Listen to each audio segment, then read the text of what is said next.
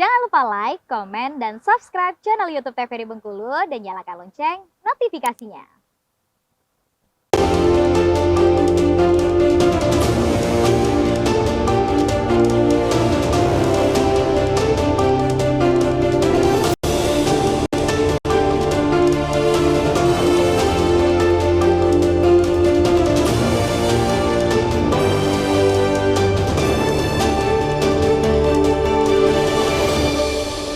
Terima kasih pemirsa TVRI Bengkulu, Anda kembali menyaksikan Berendo. Tentu dalam tema kita kali ini pengawasan media jelang pilkada.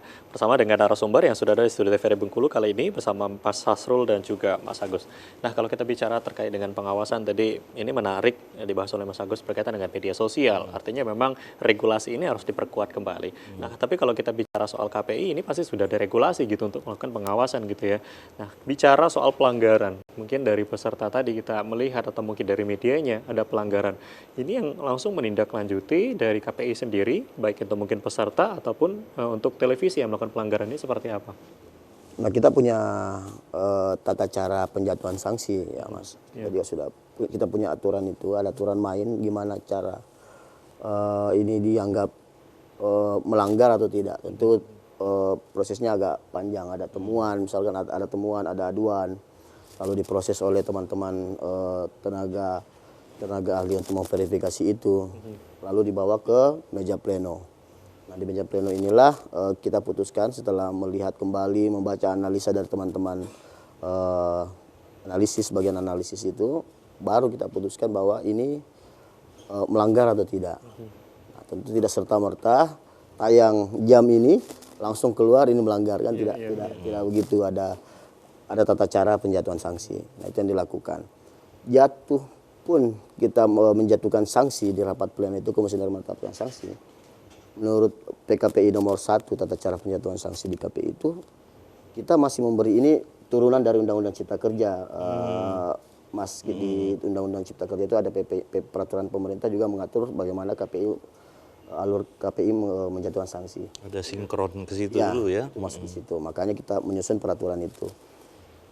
Nah, kita putuskan, komisioner juga memutuskan bahwa ini sanksi, kita masih memberikan ruang untuk menerima atau keberatan. Nah, kalau keberatan alasannya apa? Kalau toh juga setelah kita mendengar alasan keberatannya tidak memenuhi tidak beralasan, maksudnya itu kita putus dan langsung dipublish. Langsung diberikan sanksi juga. Ya, langsung dipublish.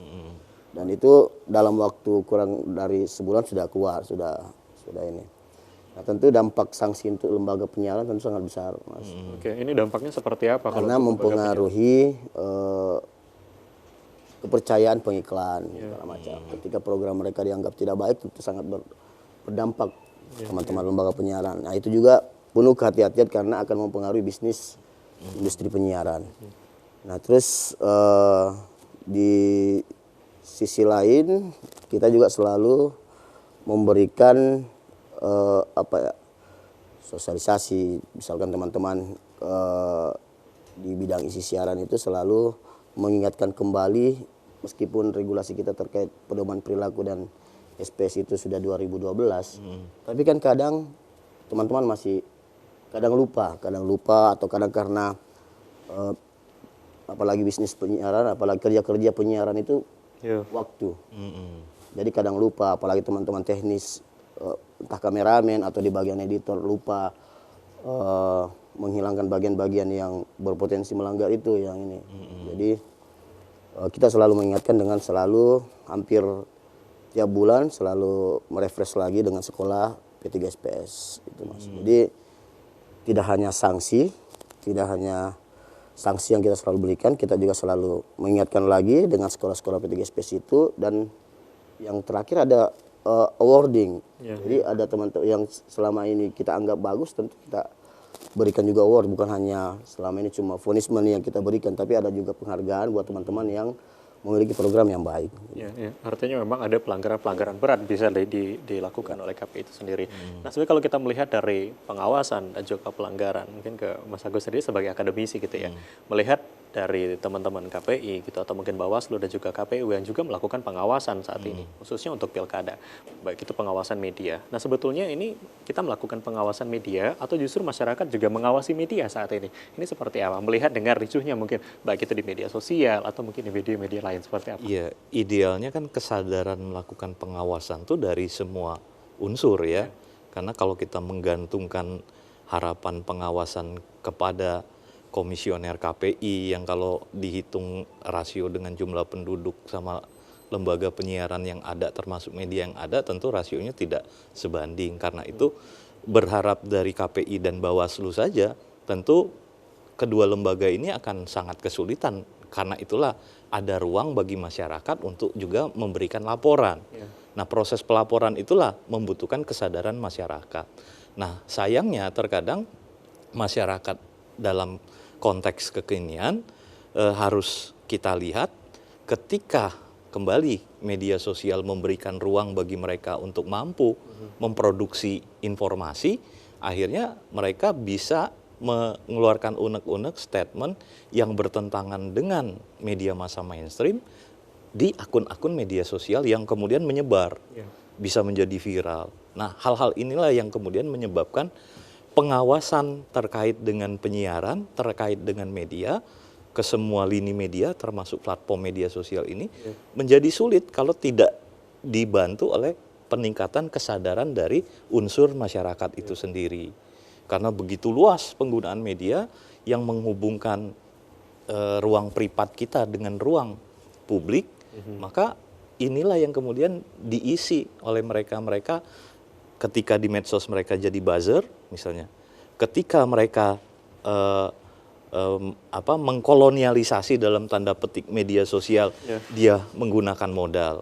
Akhirnya konten yang diharapkan ada sesuai undang-undang itu diversifikasi of content, keberagaman bisa nggak muncul ketika lini media itu dikuasai oleh segelintir orang gitu tadi, yang punya kekuatan ekonomi, Nah, itu kekuatan mungkin yang politik gitu kita kan. lihat terkadang mungkin masyarakat ini hanya bisa melihat, apalagi mungkin kalau kita berkaca dari beberapa tahun sebelumnya gitu dalam proses pemilu ataupun pilkada, yang mungkin kalau melihat di 2014 kemarin katakanlah ada media biru, ada media merah gitu. Itu kan kita akhirnya masyarakat ini tergiring gitu ya dengan opini dan sebagainya. Ini kita sebagai masyarakat gitu melihat ini seperti apa gitu.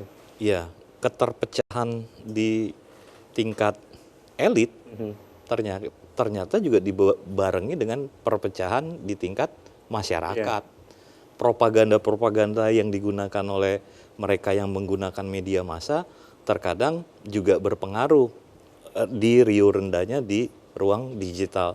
Tapi begitu sebaliknya, ruang digital itu juga mempengaruhi yang namanya ruang media massa mainstream. Hubungan ini kan resiprokal, nggak bisa hanya menyalahkan satu pihak. Nah, karena itulah kita melihat sekali lagi kesadaran itulah yang penting dan harus diakui yang namanya media dengan harapan kita menjalankan tugas dan fungsi-fungsi idealnya, informasi, edukasi, lalu kontrol sosial, termasuk hiburan. Sekali lagi dia tidak akan bisa berjalan apabila tidak ditunjang oleh operasional yang mampu mengcover itu. Makanya kemudian ruang-ruang ini juga harus dilihat menjadi penyebab. Nah, itulah yang menyebabkan kemudian ketika kita melihat bagaimana media digunakan oleh para politisi, itu harus diakui kepemilikan media di pusat kebanyakan ada afiliasi dengan mereka yang memiliki partai politik. Lalu harapan itu kita gantungkan. Kalau seperti itu, pengawasan harus menggunakan media yang namanya media sosial.